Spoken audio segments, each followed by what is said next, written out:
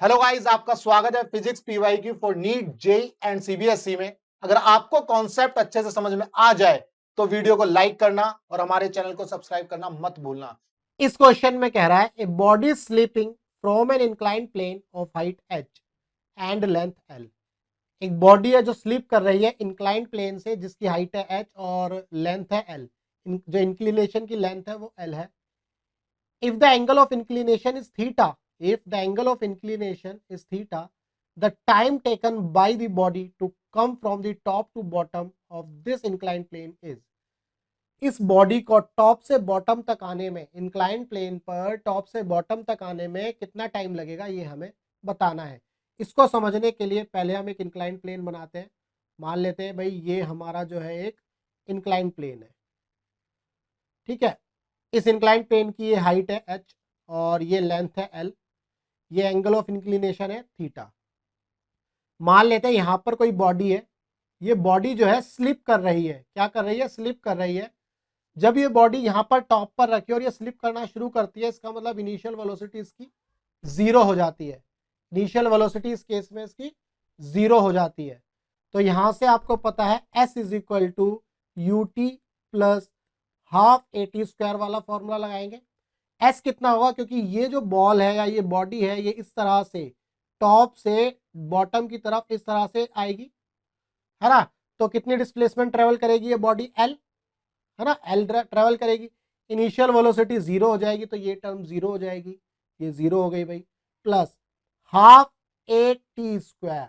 अब यहां पर हम समझेंगे कि जो a है, a जो है एक्सीलरेशन, वो कितना होगा इसको समझना है।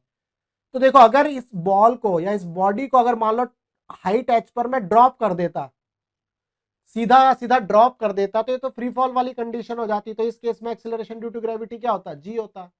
अब चूंकि इसको इंक्लाइन प्लेन पर रखा हुआ है टॉप पर, तो ये इसका g हो गया, ये इसका g हो गया, ठीक है। और ये जो है हमारा एंगल क्या है? थीटा।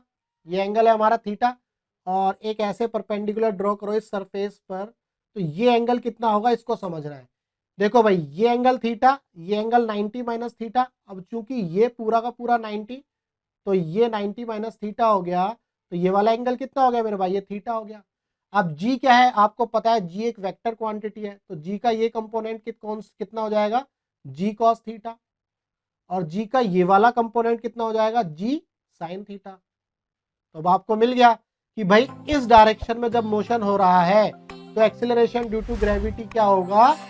g sin theta. या एक्सीलरेशन क्या होगा? g sin theta, not acceleration due to gravity. Acceleration due to gravity का वो कंपोनेंट जो इस डायरेक्शन में है, मोशन के अलोंग है, वो कौन सा होगा? g sin theta. क्लियर है? अब यहां से एक चीज और समझ लेते हैं। क्योंकि ये इंक्लाइंड प्लेन है तो ऐसा कर लेते हैं, ये रेफरेंस पॉइंट है हमारा, इस डायरेक्शन में प्लस ले लेना भाई, इस डायरेक्शन में नेगेटिव ले लेना।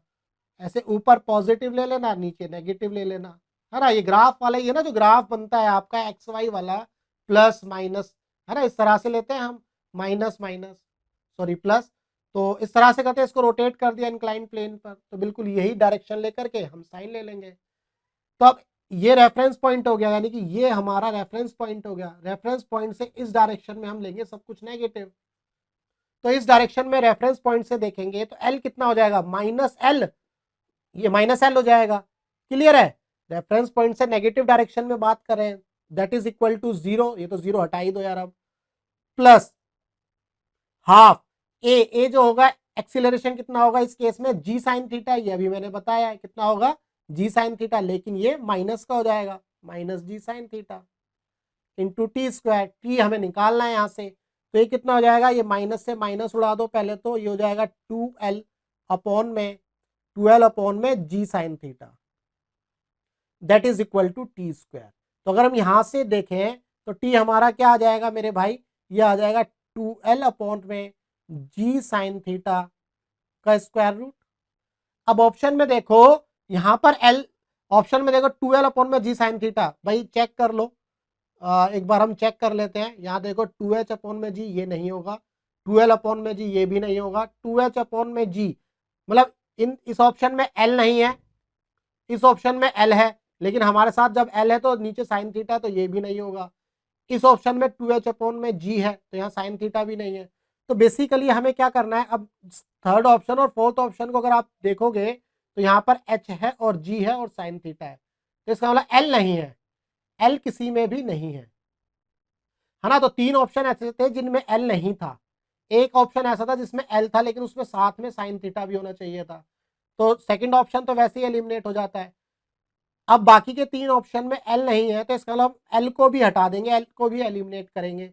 अब चूंकि ये राइट एंगल ट्राइंगल बन रहा था, तो आप साइन थीटा कितना होता है आप बताओ, साइन थीटा कितना होता है, परपेंडिकुलर अपॉन में हाइपोटेनियस, परपेंडिकुलर अपॉन में हाइपोटेनियस, तो यहां से आपको l मिल जाएगा, l कितना हो जाएगा, h अपॉन में साइन थीटा।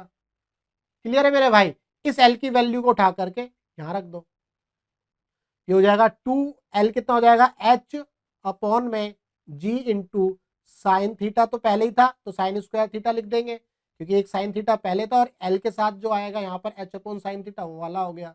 तो यहां से अब आप इस तरह से लिख सकते हैं 1 अपॉन साइन स्क्वायर थीटा बाहर आ जाएगा, साइन थीटा हो जाएगा ये, और स्क्वायर रूट में 2h अपॉन में g, ये हमारा आ गया टाइम पीरियड, ये आ गया हमारा time period t is equal to 1 upon sine theta 2h upon में g, यानी कि थर्ड ऑप्शन सही है। क्लियर है, थर्ड ऑप्शन करेक्ट है। तो इसमें ध्यान रखना है कि जो एक्सीलरेशन था ना, जो एक्सीलरेशन ड्यू टू ग्रेविटी था g, उसके 2 कंपोनेंट रिजॉल्व हुए, एक वर्टिकल कंपोनेंट और एक इंक्लाइन के अलोंग कंपोनेंट बना, एक इंक्लाइन प्लेन के परपेंडिकुलर बना कंपोनेंट और इंक्लाइन प्लेन के अलोंग बना एक कंपोनेंट। तो जिस डायरेक्शन में मोशन हो रहा है उस डायरेक्शन का कंपोनेंट लेना है, motion along the incline plane हुआ तो इसीलिए हमने एक्सेलरेशन ड्यू टू ग्रेविटी का ये कंपोनेंट लिया g sin थीटा। क्लियर है, तो इसका ऑप्शन थर्ड जो है करेक्ट है।